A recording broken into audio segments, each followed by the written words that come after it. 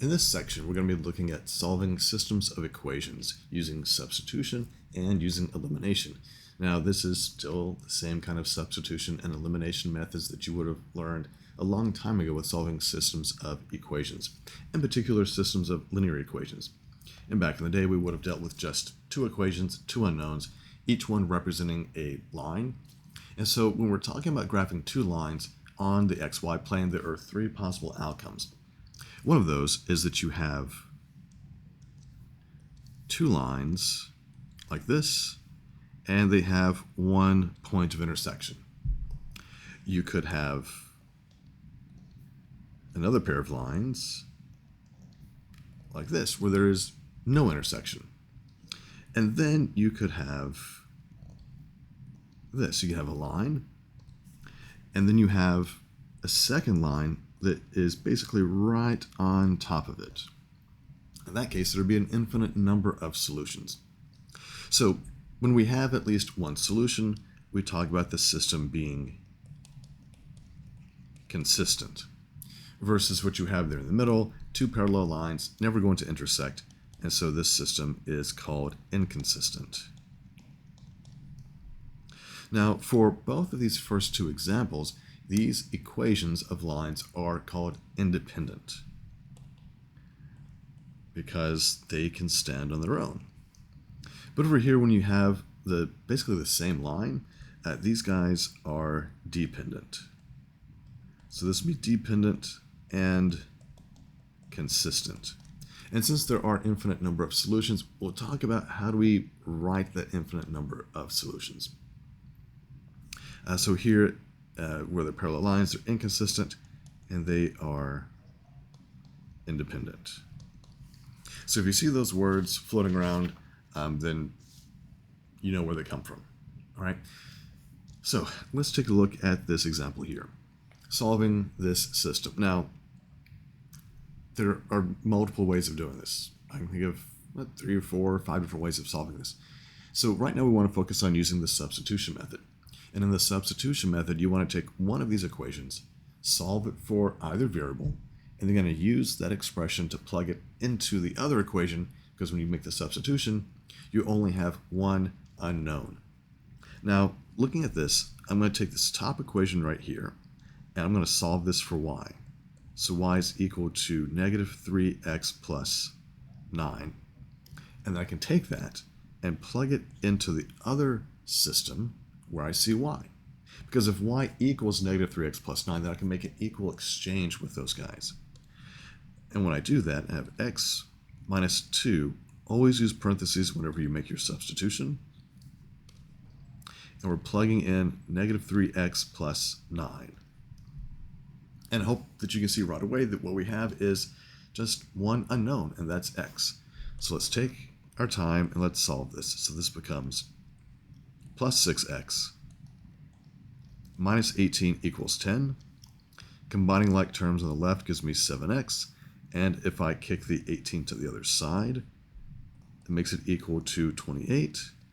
Divide both sides by 7, and x equals 4.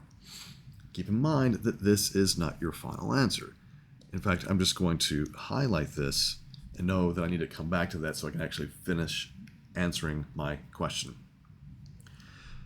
I know what x is, now it's time to find y.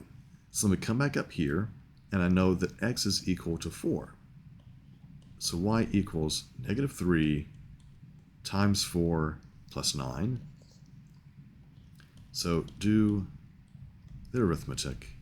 Negative 12 plus 9, so y equals negative 3. That's my other value. Solutions to systems, though, will be ordered pairs that satisfy both equations. So we're talking about, ordered pairs when we have two variables. It would be an ordered triplet if we're talking about 3 variables like x, y, and z. So my solution will be the ordered pair 4, negative 3. You've got to make sure that you write these in the correct order. I mean, for ordered pairs, we know it's going to be x and then y. Also, take just a quick moment to double check your work. So over here to the side, let's check our solution. So if I plug it into the first equation, is 3 times x, negative, or positive 4, plus y, negative 3, does that equal 9? All right, so we get 12 minus 3, which equals 9. Check. Check into the other equation, though. It's not just that it checks out in one, it has to work in both equations. So we have 4 minus 2 times negative 3. So 4 plus 6 equals 10, and it checks out, right?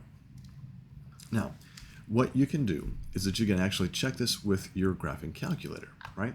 So to do that, you want to go to your y equals mode, and you're going to have to solve each of these equations for y. Now the first one is not too bad, so that's just negative 3x plus 9. For the other one, you got to solve that for y. So if you want the calculator to do all the work, which I'm sure you do, the best thing to do here is to start with the constant that's on the other side, open parentheses, and do 10. The steps you would take to get y by itself is that you would subtract x, close the parentheses, because once you're done with that, you're going to divide by the coefficient of y, negative 2. Now, I could have taken the time to solve for y and simplify and reduce stuff, but I don't need to. I'm going to let the calculator do the dirty work. When I hit graph, I see my two equations, I see my two lines.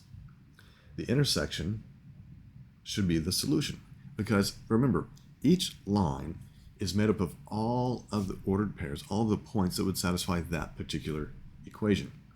So this blue guy right here is that first equation. The red one is the second one. So any point that's on the red line is going to work for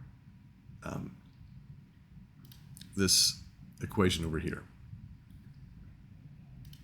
And it's this point of intersection that's going to be true for both of them. So let's use the calculator to check this. Two ways. One is that we could go to our table, and you see that when x is 4, both of the y values are negative 3. So there's your solution for negative 3. We could also go to the calculate menu. Option number 5 is intersection. And if you hit enter to select the first one, the second one, your guess, you don't have to be close. There's only one point of intersection. The calculator can find it. The intersection is x is 4, y is negative 3. And that's what we have. All right, so let's step away for a second, and we'll do another problem. A little bit more complicated, but still just as fun.